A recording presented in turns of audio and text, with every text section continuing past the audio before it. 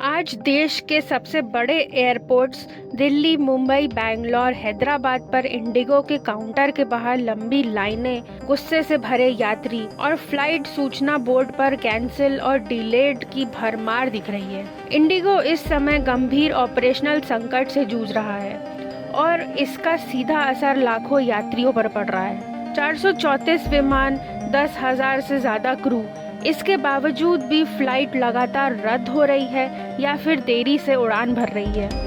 Indigo जैसी airline जो हर seat और हर स्लॉट का अधिकतम उपयोग करने की रणनीति पर चलती है, अचानक नए नियमों के साथ तालमेल नहीं बिठा पा रही है। नतीजा यह हुआ है कि पायलटों की उपलब्धता अचानक से कम पड़ गई है। पिछले 2 दिनों में स्थिति इतनी बिगड़ गई कि देश के 8 बड़े एयरपोर्ट्स पर 200 से ज़्यादा उड़ानें रद्द करनी पड़ी। सिर्फ आज ही बेंगलोर में 42 फ्लाइट, दिल्ली में 48, अहमदाबाद में 25 और हैदराबाद में 19 और वहीं इंदौर और कोलकाता में भी कई उड़ानें स्थगित करनी पड़ी। हजारों यात्री एयरपोर्ट पर फंसे रहे और वहीं किराए भी 5 गुना बढ़ गए हैं। दिल्ली मुंबई रूट पर जहां 4 से 5 हजार में मिलने वाला टिकट अब 21 से 25 हजार में मिल रहा है। आखिर ये हालात क्यों बने हैं?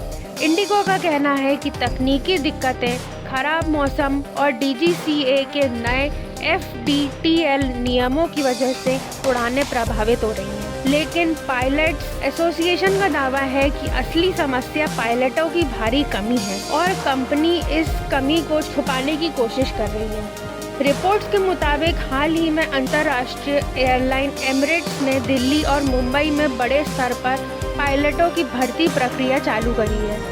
कई इंडिगो पायलट बेहतर वेतन, टैक्स फायदे और जीवन स्तर के आकर्षण में विदेश जाने की तैयारी में है। भारत की 60% घरेलू उड़ानें अकेले इंडिगो चलाती है।